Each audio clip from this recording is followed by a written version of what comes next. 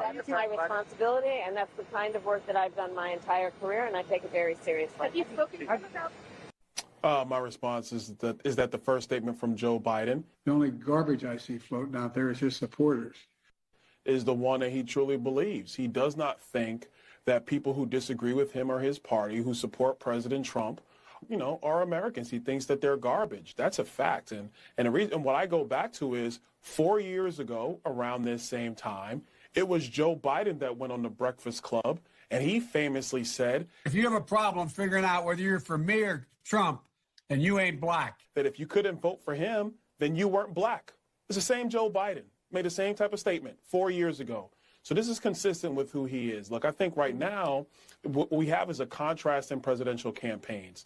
Donald Trump has been on the campaign trail talking about fixing our country, ending a lot of the travesties from the Biden-Harris administration, making America great again. Joe Biden, Kamala Harris, Tim Walz for that matter, they're running around talking about the rally, and MSG was a Nazi rally. Donald Trump's got this big rally going at Madison Square Garden. There's a direct parallel to a big rally that happened in the mid-1930s at Madison Square Garden. You stand by the comparison, though, to a Nazi rally? Look, the rally, you saw it for yourself. Well, Laura, I spoke at that rally. So did Harry O., the founder of Death Row Records. So did Vivek Ramaswamy. So did Tulsi Gabbard. I don't think the Nazis will let us speak at their rally. So that hateful rhetoric is coming from the left, and it's got to stop. Now, the crazy part is that Trump was holding a rally during this entire thing, and he ended up finding out live on stage by Marco Rubio. Take a listen to this. All right, well, I wasn't going to say anything, but I have breaking news for you, Mr. President. You may not have heard this. Just moments ago, Joe Biden stated that our supporters are garbage.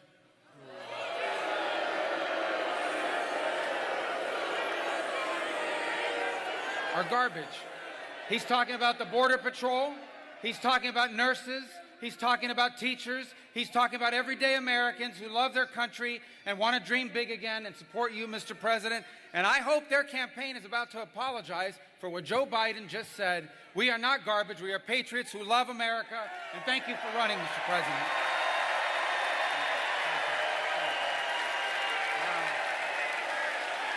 Wow.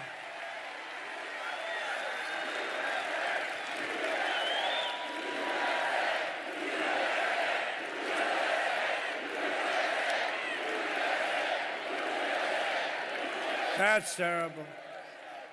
That's what it says. That's what it says.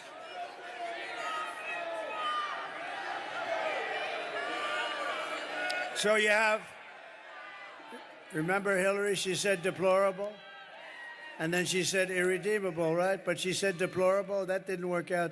Garbage, I think, is worse, right? But he doesn't know, you have to please forgive him. Please forgive him, for he not knoweth what he said.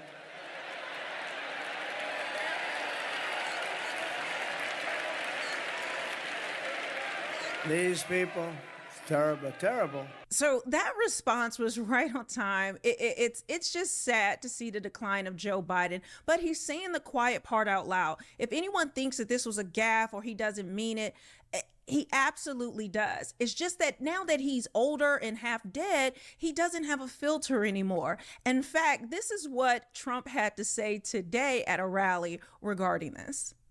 This week, Kamala has been comparing her political opponents to the most evil mass murderers in history. And now, speaking on a call for her campaign last night, Joe Biden finally said what he and Kamala really think of our supporters. He called them garbage. And they mean it, even though without question my supporters are far higher quality than Crooked Joe or Lion Kamala. My response to Joe and Kamala is very simple. You can't lead America if you don't love Americans. You just can't.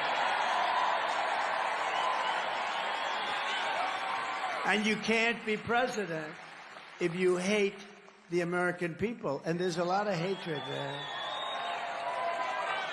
Kamala Harris is not fit to be president of the United States.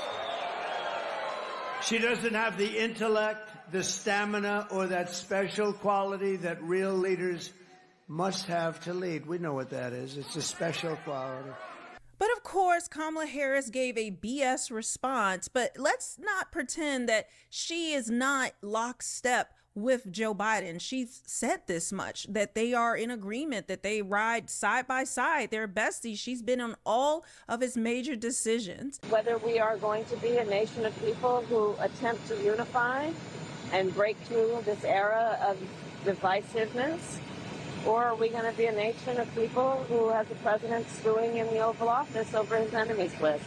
And it looks like all of the BS that she has to spend for her disastrous campaign is finally getting to her.